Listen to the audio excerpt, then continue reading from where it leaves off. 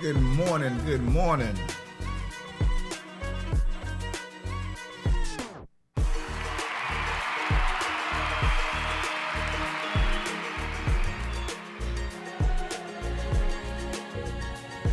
Let me slide this mic on up. How y'all doing this morning? It's Monday, y'all.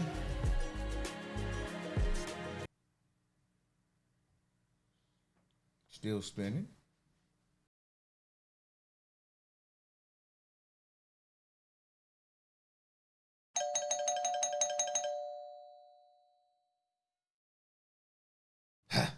Okay, it's Monday, y'all. I got it. Yeah, I got it. See? What the old folks said, the church said, the devil is busy out here. Oh, man. All right, so I'm not sure what YouTube got going on right now. Honestly, I don't think it's YouTube, though. For whatever reason, my computer just connected to the stream was just struggling. I don't know why. And so I had to do a couple little things, and I think we got it good, though. It's definitely Monday, and didn't get much of a weekend. It was a work thing. I took a freelance gig. D-Rod said, my temper running low. So, I worked all week last week. I had a freelance gig that I took, kind of last minute thing on Saturday. And then Sunday, my mom do family dinners at her house, and so she wants to continue the tradition here. And so we had a bunch of family at the house yesterday, and if I didn't invite you, it was her list. She invited people. I was just kind of looking see who would show up. And when I tell you, it was a different experience because one, my family, they never really come to my house. Every blue moon, people will come to my house, and it's just because of my history with my family. All the love is there, all the respect is there. It's just we're never really that close, and I've always been somewhat of an antisocial, standoffish person. I know y'all might not know me, that version of me, but most of my life I've definitely been that off in the corner kind of person, the lone wolf. That's kind of been my journey, my story. And as I've gotten older, though, I've adopted or embraced family a little bit more. I'm more conscious of the people that I choose. It would have been a good plate, too. It was a lot of food. And when it's good, when people finish eating their food, and then they get up and they start grabbing styrofoam plates and start packing up something to go, that's when you know it's good. They don't even let it digest a little bit. They just finish eating, and one plate go in the trash, they grab another immediately and start fixing another one to go. I ain't cooking tomorrow. This is going to be some leftovers at work. So that's how you know it's good. But I don't do white people do that? Do white families do that when they gather? Do they come in and start fixing plates? I got a cousin, he will fix a plate the moment he walk in the door to go.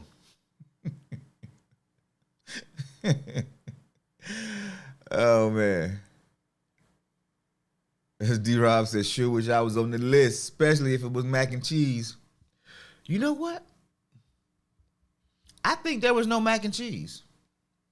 I don't eat it because I'm allergic to cheese. So I don't know if there was mac and cheese or not. May not have been. All right, so what are we talking about on this Monday? As you can see, we misunderstood the assignment. My computer misunderstood the assignment this morning. So I'm gonna send it back to the manufacturer. I'm going to send it back to the manufacturer and tell them that I need all of my good money back. Apple, what y'all doing to me? I need all of my. I got diagnostic tools up all over the place. Yeah, I need my good money back. Y'all failed me in crunch time. But isn't that life, though?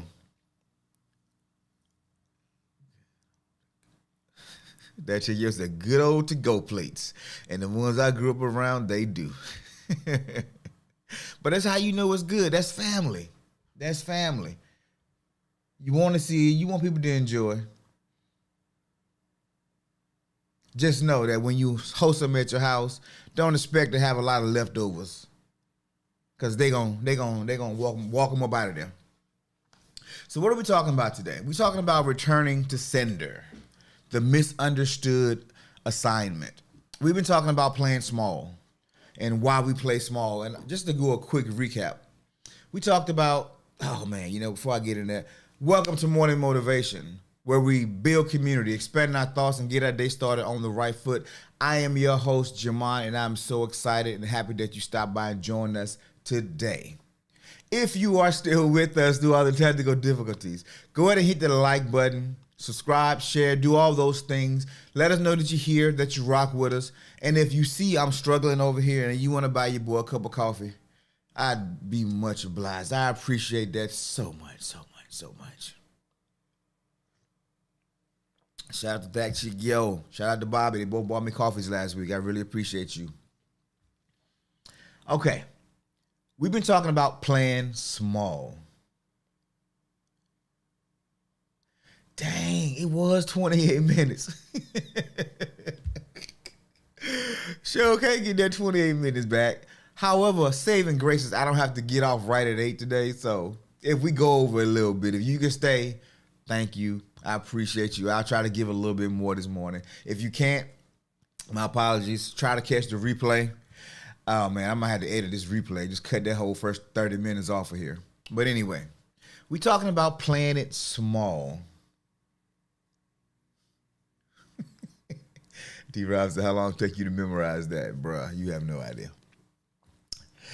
And we talked about some of the reasons. We talked about fear, limiting beliefs, afraid of what other people may say or think, or how they might perceive us. We talked about a lot of things that I have struggled with through the years, like church and how religion plays a part, especially the old school church, the church that our parents or maybe grandparents grew up in, because there were not a lot of prosperity preachers. I mean, there were a few back in the 60s and 50s, 60s. Reverend Ike comes to mind. I used to hear Reverend Ike's name on Sanford and Son all the time, but he was one of those what you would call quote unquote prosperity preachers. But most other people, other pastors, they were strict word, everyday living, hellfire, or getting saved, or what have you. And the thing is, we learn how to be good saints, how to be good Christians, how to get ready to go to heaven. Or, after death, but the enduring of the pain and the suffering that we going through right now is only temporary. But by and by,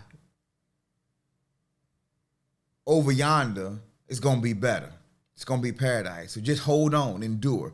And we became pilgrims waiting to get back into a land that we came from. However, that is mostly incorrect. So the Bible has been misinterpreted for many years. And then we even talked about my actual thoughts on the Bible. And I don't think, and I want to just clarify what I said. Nobody actually tried to check me on it at all, but I was thinking about it and I could have gave it a little bit more context. I think the Bible is a great resource. It's a great tool. It is a book that was written by, men inspired by the Holy Spirit. I get that. My point being is that the Bible is not the end all be all.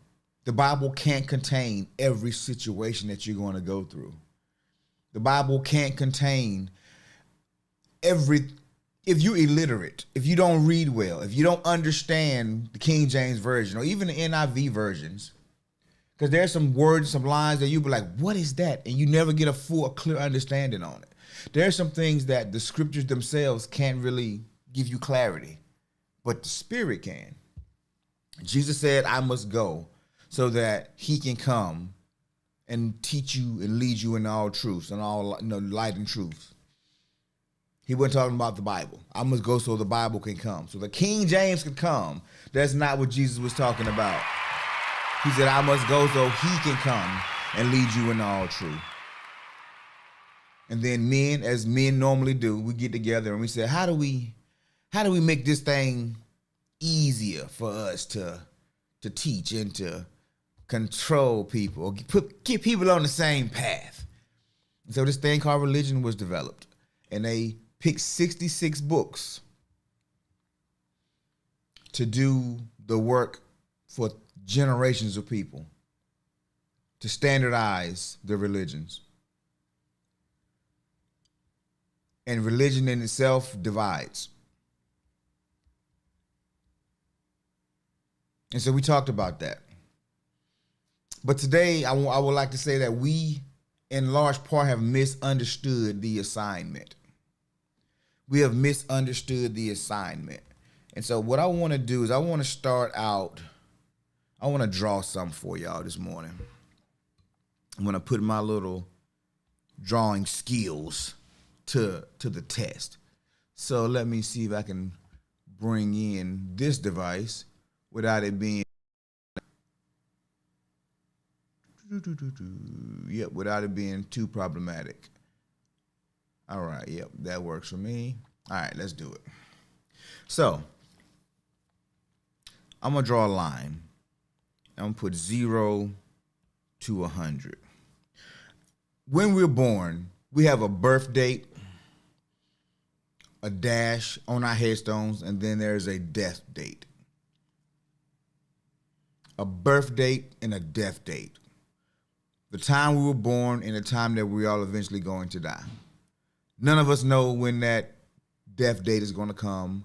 All we know is that there's the long dash in the middle. A long dash in the middle. And that dash is the culmination of a life. So this 100 mark over here, most of us will never see 100 years. I'm gonna just drop a 50, just put that in the middle. Most of us will never see that 100 years. And if you're watching this broadcast right now, you're probably sitting somewhere up in here and here. Let's say this is 30. Let's say this is 40. Now, we all know that from here to here, we don't even know who we are yet. From 0 to 30, we are figuring it out.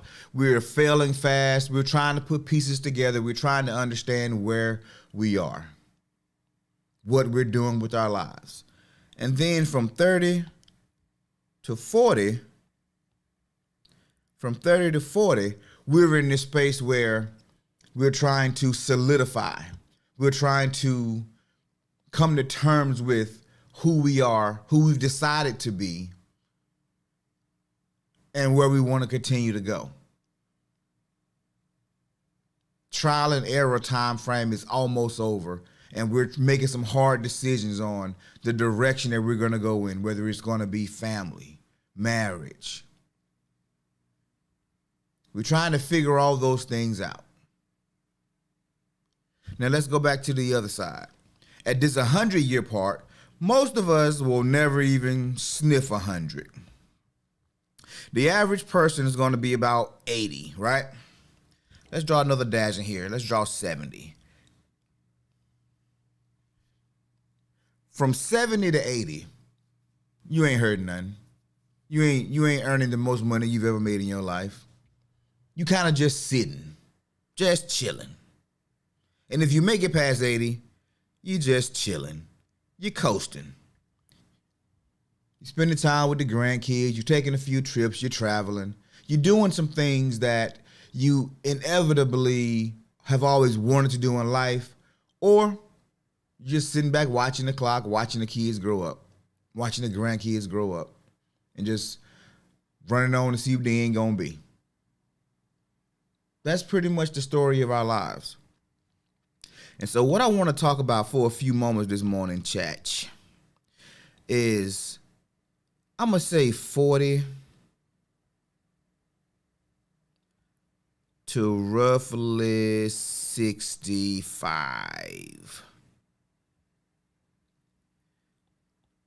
40 to 65. I'm trying to wipe it off. 40 to 65. That's 25 years. Some of us get it together a little sooner, and we might get hot at 30. That may give us 35 years. So all in all, 25 to 35 years we get to live life.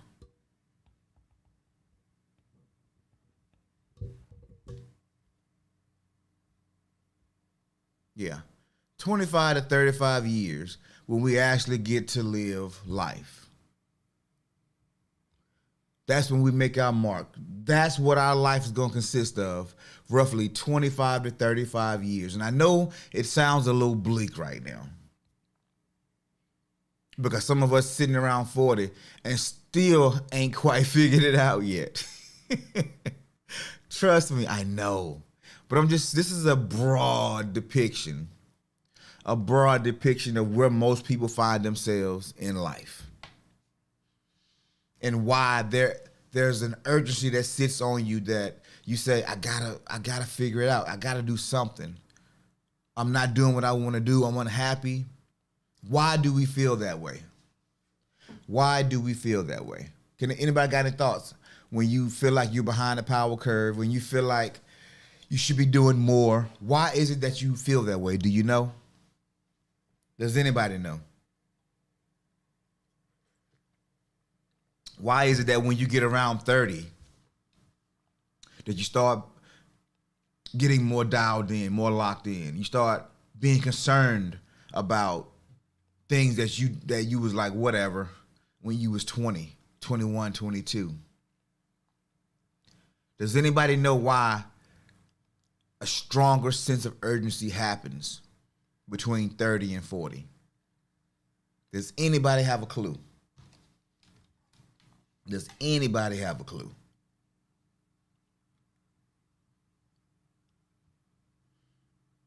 Kay said comparing yourself to others. That's kind of part of it. Yep, that's part of it. Because we have eyes and we see. We have ears and we hear.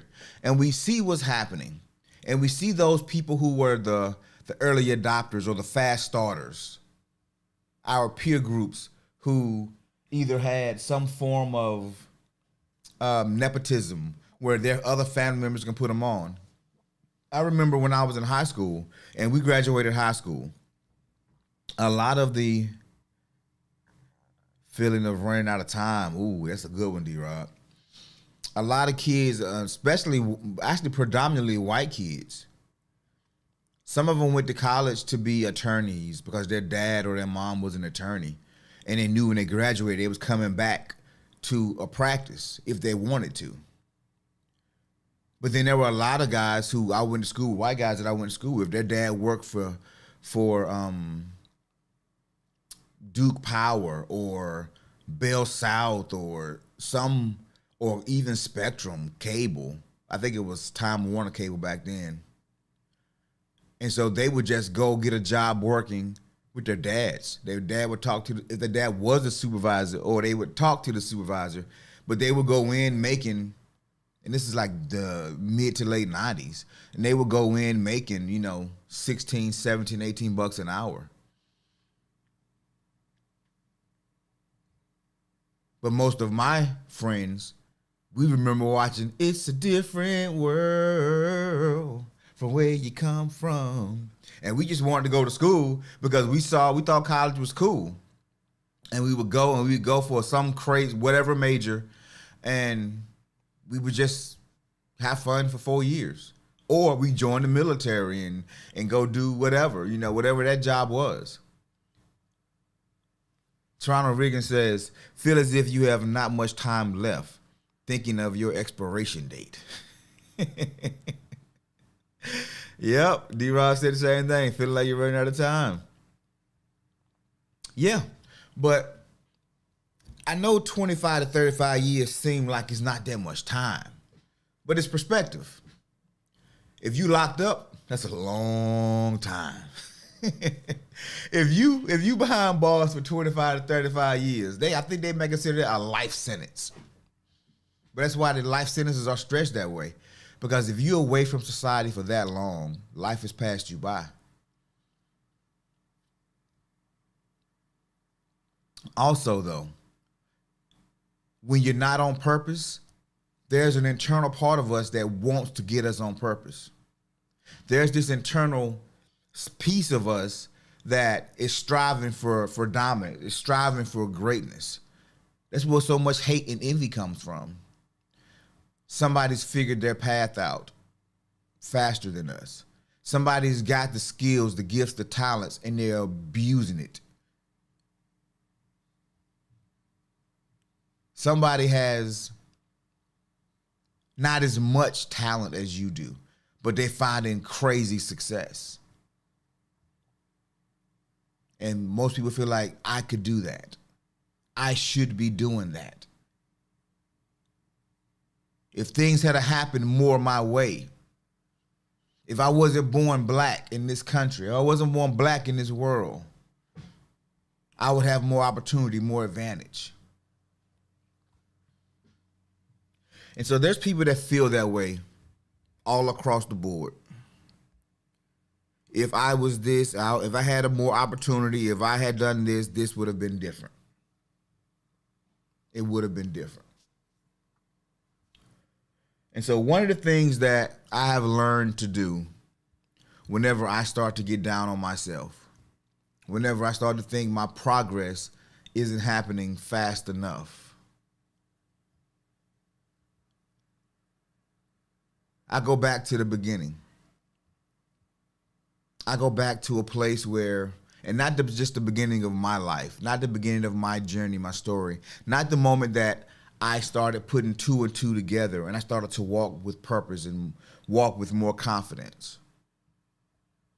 I go back to the very beginning. I go back to what you would call the owner's manual.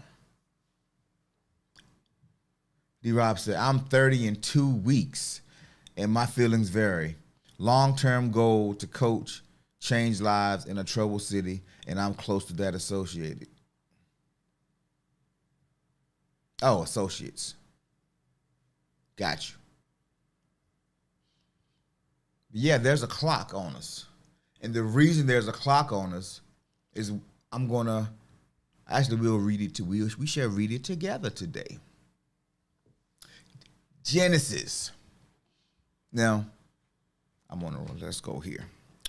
Book of Genesis. And not generally, y'all know I don't do a whole lot of Bible study, but I think this is important because in order to understand the proper use of a product, you have to go back to the manufacturer's intended use. Y'all remember back in the day when we used to set up VCRs and coffee makers and the time would blink off for years and nobody would ever change it because they couldn't figure out how to change it because they never read the owner's manual. We have phones and devices and things that we don't even understand how to fully use them because we just use it for what we need it for and we don't see what the full operational structure of it is. One of the things I love about my wife, if she has a gadget, she's going to fully use every gadget and she's going to know every service, everything that it does. Me, I like to know what it does, but I got it for a certain reason. I didn't get it for the pure exploration of it. I got it because I needed to do this thing. It may do 5 other things. I don't need those things right now. So I'm going to just use it for what I need it for. But my wife, oh man, she going to find a use for all 5 things. She's going to maximize it. And I think that's the difference why some of us also play it small. We don't understand the full capabilities that we have. We just know how to work, how to pay bills, how to raise these kids, and how to have a little bit of fun.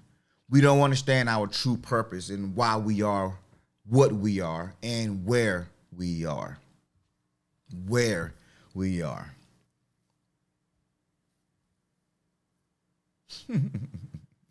Yes, sir.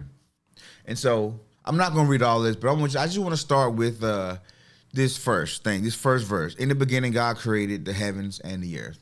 Meaning, Well, I guess I can just read two. And the earth was without form and void, nothing there. And darkness was upon the face of the deep. And the Spirit of God moved upon the face of the waters. And God said, let there be light. And there was light. And God saw the light, and that was good. And the God divided the light from the darkness. And God called the light day, and the darkness he called night. And the evening and the morning were the first day. So, for the rest of these verses, it's saying there was basically nothingness. But apparently there was waters, right? There was waters. And God called the firmament, right? And that's like the I call this firmament like the skeletal system, the ligaments and the muscles. It's the framework that holds everything together. It divides the oceans from the skies and the ozone layer that surrounds the planet. All that's the firmament, right? All of that. Even in the waters, there's the deep water, and then there's the not so deep waters. We can't even get to some of the deepest levels because it's just so deep, and the pressure would crush anything that we send down. But he goes through all this, and he called the dry land up, and then brought forth grass and trees and every. Let's see. And I want to key on this one. Verse 11.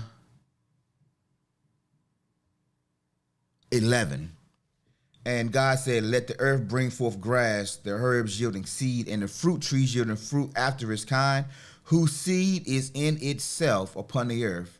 And it was so. His seed is in itself. Let me ask y'all this question. What came first, the chicken or the egg?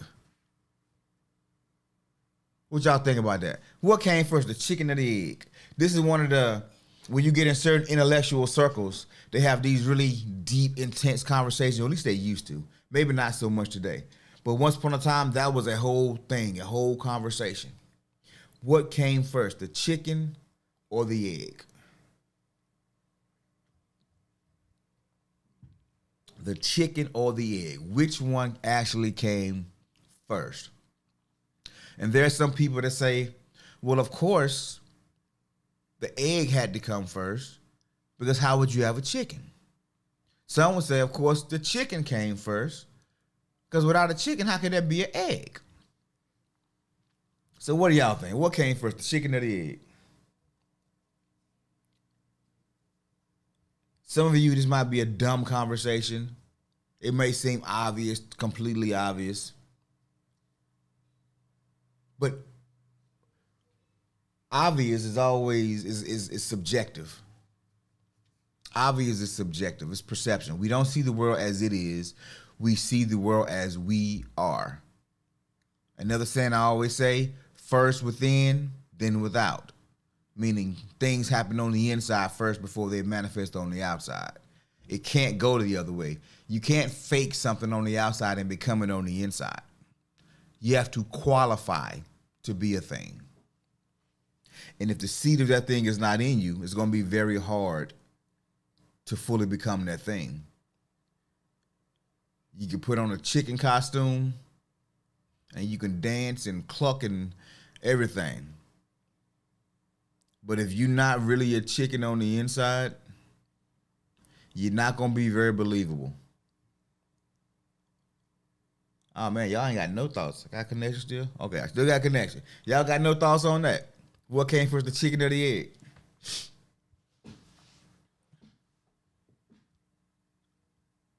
Well, that answer based largely on how you see the world, what you believe. What you believe. You see, there are some people who believe that we evolved from lower. D. Rob said, rhetorical question. There are some people who believe that there is no God, that we all evolved. And one cell amoebas divided and crawled up on the earth. Oh, it must be a crazy delay. Kay said the chicken, LOL.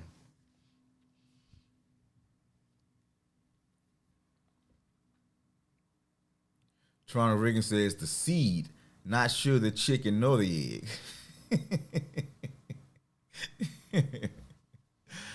Yeah, so the thing is, the reason that question is asked because there's no way to actually prove what's true. There's no way to actually prove it because none of us was here. So it's based off solely what you believe. So an argument can be made for either or. Chickens come out of eggs. But it takes a chicken to lay an egg, right?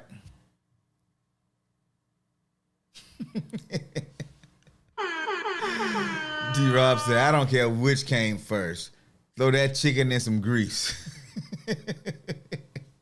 Oh, it's some powerful niggatry happening here today.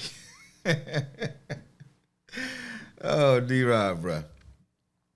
And so what I want to get to, and don't forget the hot sauce. Yep, that chick yo says, right, both of them are in each other. Exactly. Just like there was only ever one apple tree planted, or you don't have to plant one apple tree. You ain't got to keep planting because each apple contains seeds for its own procreation. And so even if nobody ever picked an apple, if that apple fall to the ground and rotted, the core rotted, but guess what's still inside? The seeds. And you'll start having more and more apple trees just popping up. More and more. Have you guys ever wondered why humans, and we talked about this early on, humans, we are probably the only species on the planet that gets better progressively as we get older. You know, we talked about when the baby horse is born or the cow is born, they're walking within minutes. But humans, nah, man. We taking a year, sometimes 2, depending on the baby. Our pets, as much as we love them, they're not building their own little doghouse. They're not setting up a college fund for their puppies. They're not setting up educational systems. They're not even creating clothing. But humans, we create our environment through this. We build our own houses. We build skyscrapers. We build heat devices. We build AC units.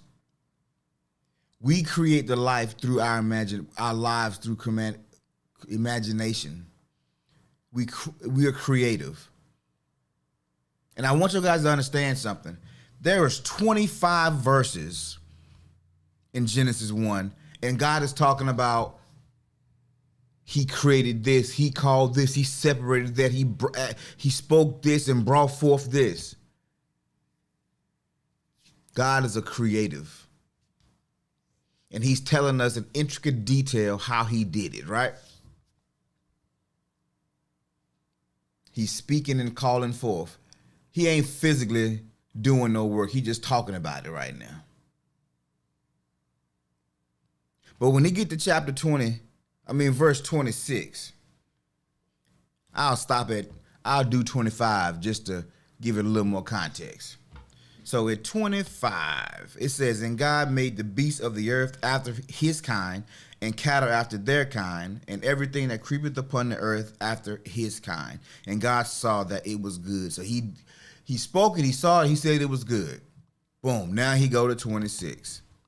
And God said, let us make man in our image, after our likeness, and let them have dominion over the fish of the sea, over the fowl of the air, over the cattle, over all the earth, and over every creeping thing that creepeth upon the earth. 27. So God created man in his own image. In the image of God created he him, male and female created he them. 28. And God blessed them, and God said unto them, be fruitful and multiply, and replenish the earth. Subdue it, and have dominion over the fish of the sea, and over the fowl of the air, and over every living thing that moveth upon the earth. All right, so 26, 27, and 28. God is creating man. He's creating us. And he's doing what? He created all this other stuff first. Then he created us and said, I'm giving it to you. Have dominion, subdue it, be fruitful and multiply. That was God's first commandment to man. Be fruitful and multiply. I am giving you dominion. And so what has happened over time through the years? Man has decided that just dominating, having dominion over the earth itself was not enough. And that for the sake of progress, for the sake of wealth, we need to co-opt other men into it. And I say men, I'm talking about mankind. But there's only one little problem. Payroll is expensive. Put a one in the chat as you understand how expensive payroll is. If you've ever had a budget and you had to make sure everybody got paid a certain amount.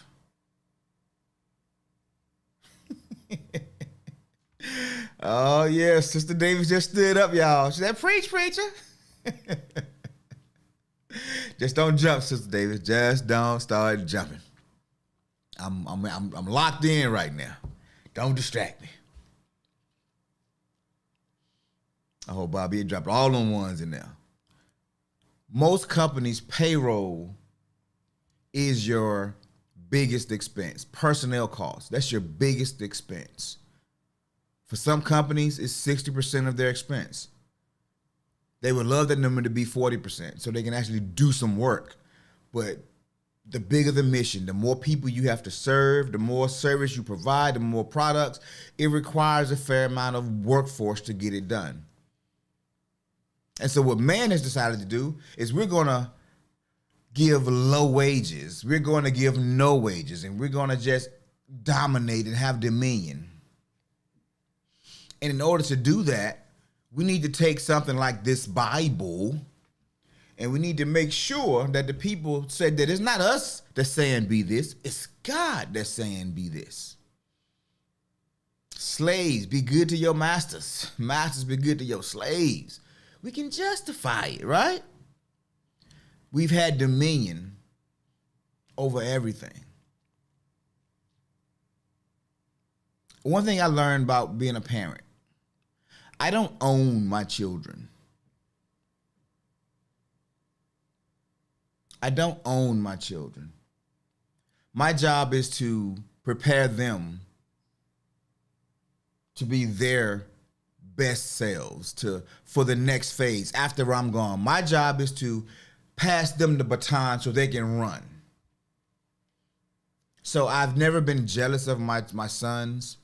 I've never been jealous over my daughters or coveted my daughters, or there's some weird stuff happening in this world with people. And their incest, their obsession with control and dominion. They don't understand how we're supposed to go. D-Rob said, no way. No way. But that is the first command for us to be fruitful, to be multiplied, to have dominion, to subdue the earth.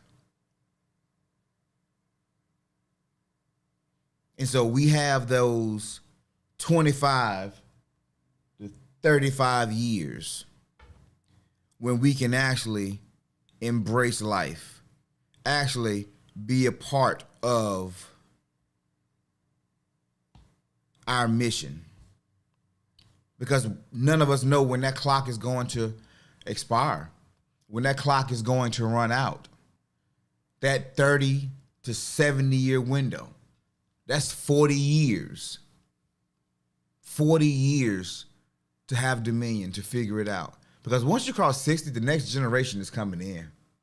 Once you cross 60, the next generation is there. So if you really think about it, it's really 40 to 60. You have to do whatever it is in life that you want to do before people either stop caring or you check out.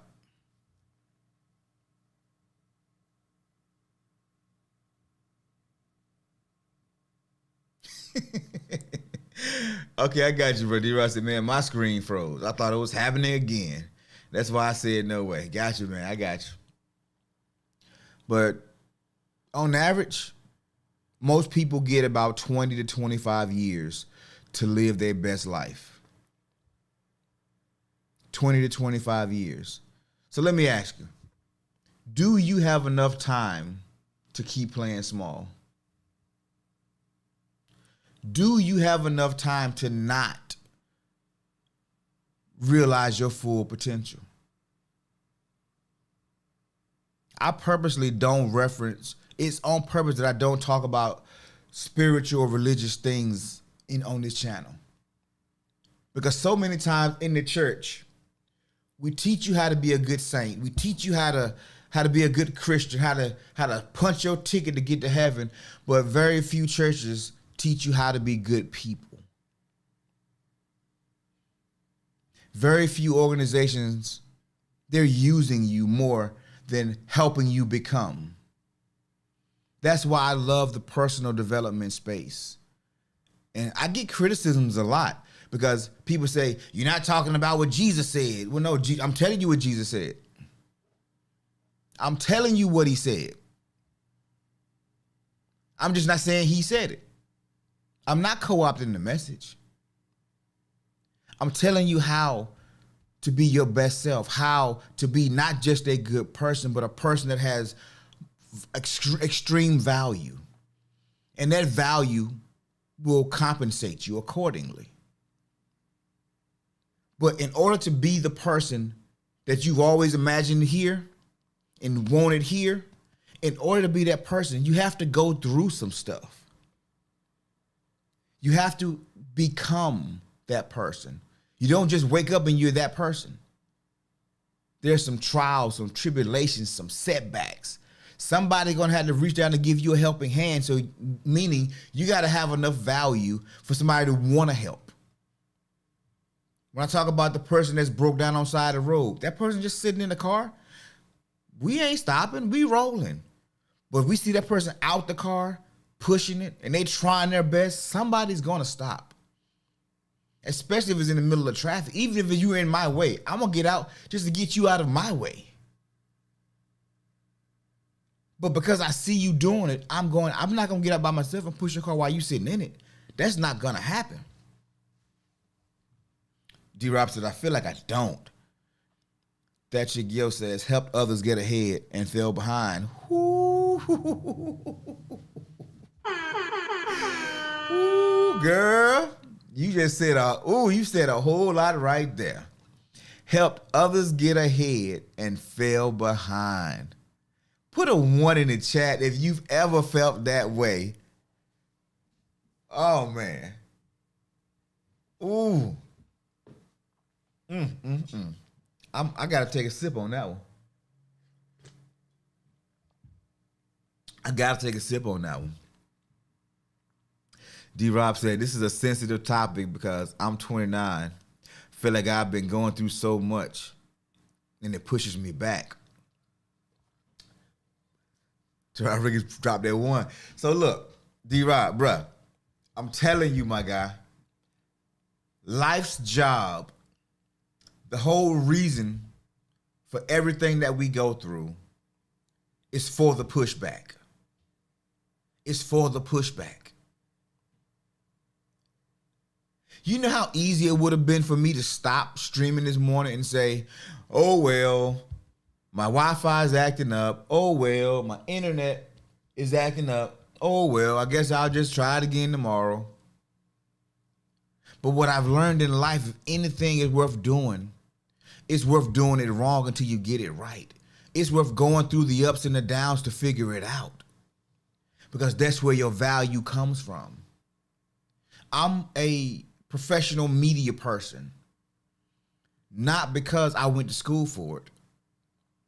It's because I've done it so many times. I failed so many times. I've made so many mistakes that I know there's a simple method to get me out. I just have to follow the steps. But if I stopped every time I ran into resistance, I would never have been successful. That's what success is. That's what the journey is. That's how you have dominion. That's how you have power and authority. You keep pushing. Most of you tune in or started following this show because I was extremely honest about my failures and my setbacks, but also my victories.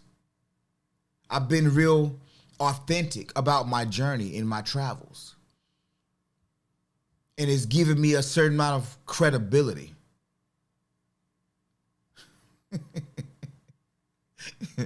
It's given me a certain level of credibility. With me first, though. Because I first must believe that I have what it takes, that I can figure it out. I can solve this problem. And once I can do it, now I can do it for other people. Now I can teach other people. Now I can provide value for somebody else who don't want to go through the hurdle that I've been through. That's the cheat code. You pay for coaching. When you don't want to go through all the ups and the downs, you pay somebody to help you avoid them. You don't have to bump your head up against the wall unless you just want to. Unless you just dare to learn the lesson. But another way around it is paying somebody for coaching. There's plenty of people out here that's coaching products on all kind of things. Giving knowledge and advice on all kind of things. There's therapists out here that charge by the hour. Coaching, therapy, it's a cheat code. But you got to figure at some point something out for yourself. You got to figure out nobody can tell you which direction to go in.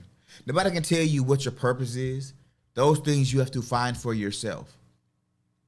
And when you find it, there's somebody to help you along the process. We were not designed to be lone wolves out here. We were not designed to be solo operators all the time. Even God said it's not good for man to be alone. Adam was looking around the garden. He noticed that every animal had his pairing. Every cow, every bull had a heifer. Every chicken had a rooster. For every female, that was a male.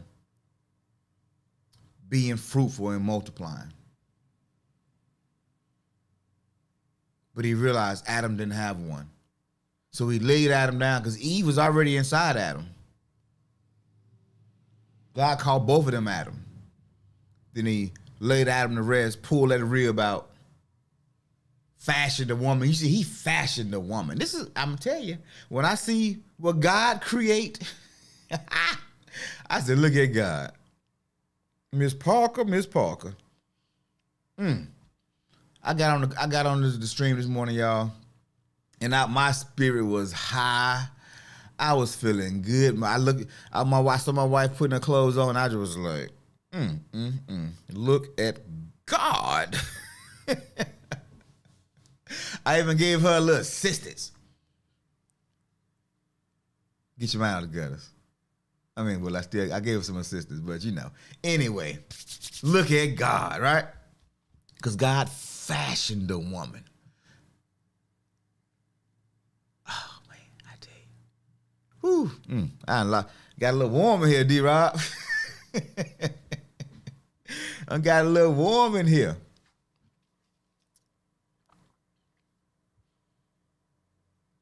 But God said it's not good for man to be alone. And so he laid him down, put him to sleep, and he pulled Eve out of him. And Adam said, oh, my God. Whoo! You did it right there, boy. Hey, Pop, you did that right. Ooh, for me? Ooh. That's what Adam was like, right? That's why most times when a man is standing at the altar and that wife, he sees her for the first time and she's walking down that aisle, that's why most men well up. The eyes get real juicy. Because at that moment you realize, ooh, not that she's just beautiful, but you're bringing her back to you. You're bringing something that you've been separated from for a long time and it's coming back to you. There's a completeness that's starting to happen for most men. Now, unfortunately, it don't last that long. Unfortunately, it don't last that long, right? However, every now and then, you see a couple, and you just know they're supposed to be together. Oh yeah, for sure, D-Rob. Juice fruit. Spicy. Look at God. I mean, we had a conversation yesterday, my kids, and I was talking to somebody, and I was saying I've gotten to the age where I can see a beautiful flower without wanting to pick it, right? We talked about it one day last week. And then my youngest son was like, I'm picking all the flowers. George said, I'm picking all the flowers. Hey, I'm putting them all in. I'm putting them all in the vase. I'm taking them all home with me. But no, it's just like, starts with. Oh man, we all should have value. We should all give value to somebody else. Somebody should all be giving value to us in our life. It's the team. We don't really start having dominion until we have a team. In all seriousness. It's the team. That team may not necessarily be a spouse, but it could be a business partner. It could be a sister or a brother that you guys are on the same path doing something very similar together. It's a team of people going, subduing, having dominion over. One person manages, a team dominates. One person carries the status quo, but a team dominates. And that's been one of the things that's been messing with the black community for years. We forgot how to be a team. We forgot how to truly support one another. We forgot how to show appreciation for one another. There's so much hate for one another that we block each other. We don't trust each other. And we think that the next man's ice is colder. We think that if you go to a beauty supply store, if it's run by a black person, it's bootleg. If you go to a nail salon, it's run by a black woman, you may not get as much.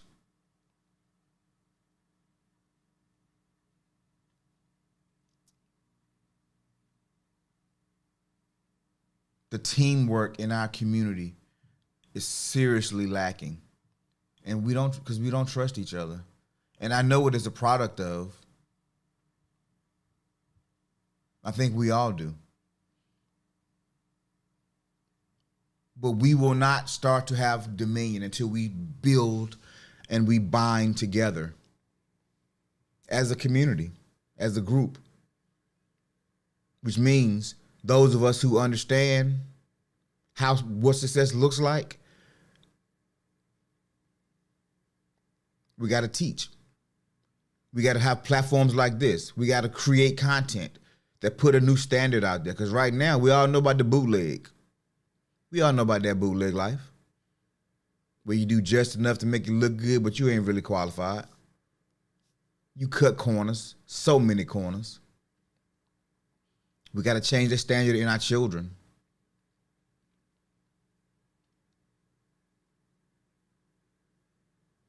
I was at the freelance gig that I took. Matter of fact, I took some video. D-Rob mentioned that you need to follow me one day. But I took some video while I was there because I was thinking this might be my last freelance gig. It might be. So I took some video of it. But it was for the American Heart Association. And they had this gala, this charity ball. And it was probably 80 to 100 people in the room, black tie affair, gowns. It was a nice event. And they had this silent auction where you just raise your paddle. And they started with $25,000 donations. They started with 25. That was the top prize, the top bid, 25,000. Had about 6 people raise their paddle for that 26,000. Then they went to 20, to 15, to 10, to 5, to 2,500, to 1. Now I told you there's like maybe 100 people in this room. I think it's a little less. But people are bidding. He's having 7, 8 people in every level just donate. Then they get to 1,000. And he says, ladies and gentlemen, I have a special offer to make. There's a person in this room right now that says he's willing to match $50,000. But only $50,000. So I'm going to need 50 people to donate $1,000, and then this gentleman will match that $50,000 for a grand total of $100,000 just in this category alone. People started clapping. Woo! People started cheering. And man, I got video footage of that too. I'm gonna show y'all that this week, sometime this week, maybe Wednesday, I guess. I don't know. We'll see. And he's going on 55, 55, 55, 55. Hey, 100 here, 100 here, 100 here, 1,000 there, 1,000 there, 1,000 there. And he was just calling out the numbers on their paddles, and people were just raising their paddles, raising their paddle. And I'm in awe. And I'm looking around the room, and it's literally out of 100 people, it might have been 10 black folk in the room. All of them raised their paddles. But nobody left that room without giving at least $1,000. Some gave multiple gifts. Some gave it at 25 level, gave it getting at the 5,000 level, and then gave it getting at the $1,000 level. Just depends on what their pockets were looking like. But I was amazed at the generosity and the giving. But it looked foreign to me. Because when we go to church, you will have pastors have the $100 line, the $10 line, $1,000 line. We see it, and we see people giving.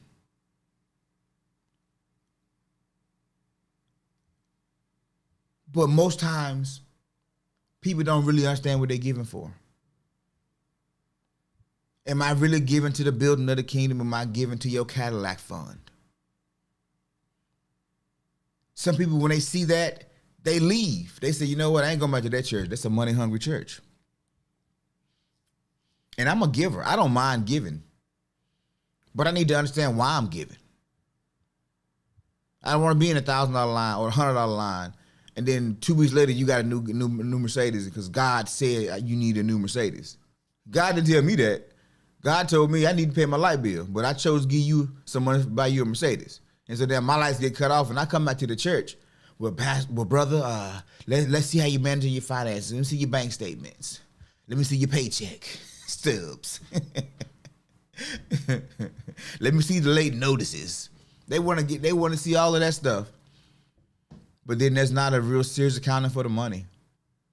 And I know I'm kind of going off topic just a little bit, but I'm talking about being together, being unified. In our community especially, we don't trust each other, so we don't give. We don't support each other in the same way that we support other communities. And that's the thing that we really need to start working on. We got to start back building that trust. Because one person can't do it. It takes a group. It takes that whole village to truly have dominion. If you look at around, you look at the Asian community and the white community and the Jewish community, you look at the the Arab communities, all those communities stick together. They're no better, they're no worse than we are as a community. They just stick together. They support each other. They frequent one another. They correct whenever. They challenge one another. We just infight. We bicker a lot. Because inside of all of us, the original mandate still exists to have dominion, to subdue, to have power and authority. But we want it over each other. So I think we should return this thing back to sender. I think we should start over, hit the reset button.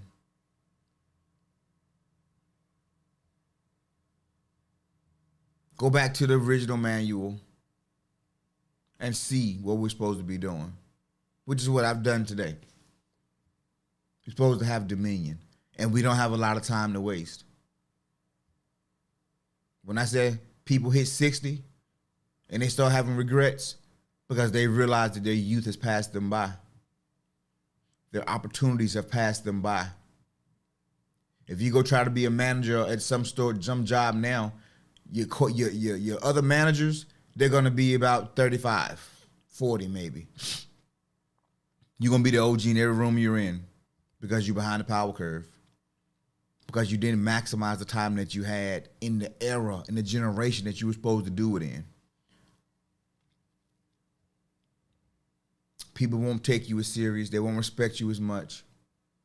You won't make as much money. So there's a window. And all of us are either smack dead in the middle of it or we hitting it real hard. It's go time, folks. It's time to stop playing small. It's time to become the person and the people that we were designed to be.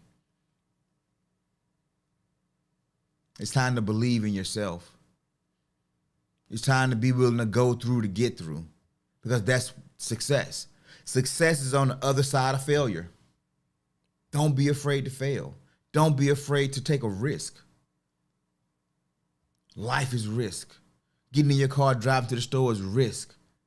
Because the only thing keeping a person from crossing the line and hitting you is a little yellow line or a dotted white line. That's it. You take a risk every time you leave your home. You're taking a risk. Every time you plug something into the wall, you're taking a risk. That's where the benefits are, though, in the risk. So, let's stop playing small, ladies and gentlemen. Let's go out here. Let's be conquerors. Let's take over the world. Whatever sphere of influence you have, whatever expertise you have, it's time to start building team. It's time to start building community. It's time to start trusting. That's the hard thing. Just ask my wife how long it took me to actually trust her to start sharing finances. Took a while. It took a while. And she's managed our money to the best of her ability. Has she done an amazing job? Most times. Has she made some mistakes? Sometimes. But do I still trust her? Absolutely.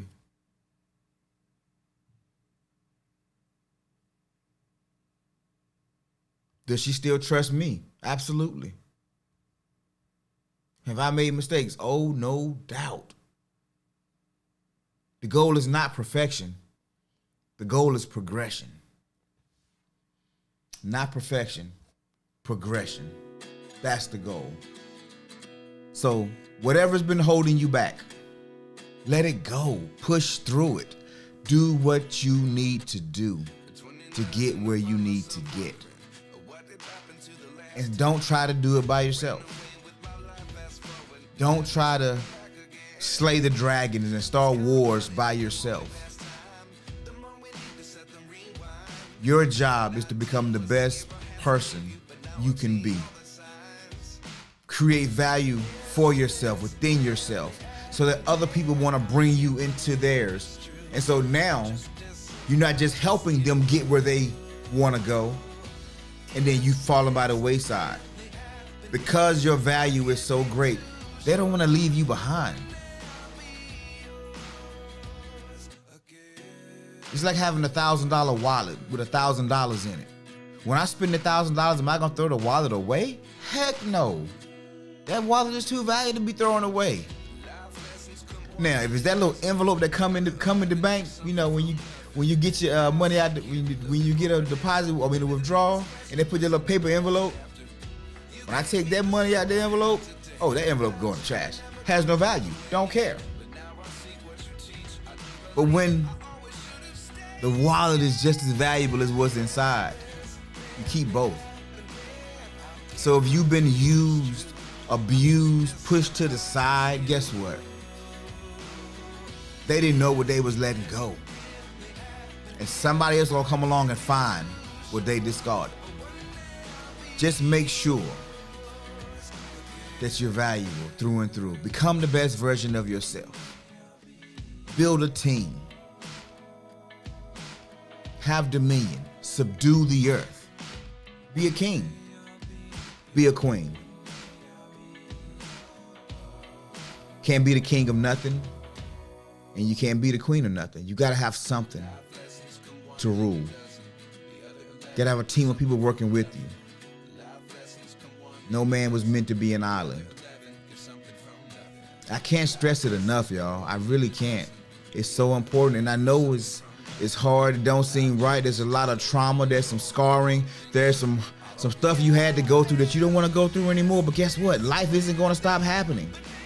Until you get past, until you grow past where you are, you're going to have that trepidation, that fear. You have to keep pushing till you get past it. And that's just the way it is. And that 25 to 35 years, that's what's going to determine how well you live those years, how fast you're willing to get past that point of discomfort. That 25 to 35 years, that dash, that true living, it really is up to you. And hopefully you have your time, because no man knows when they're going to check out. So with all that being said, sorry for the technical difficulties today. We got it figured out, and I guess going forward, I have to take some extra measures to make sure. But for some reason, something wasn't going right, but it's good. So you guys be blessed. Have a great day. It's Monday. Thank God that it's Monday. Go out, make this week the best week you can, and have a great day no matter what. Y'all be blessed. I'll see you on Wednesday. Peace.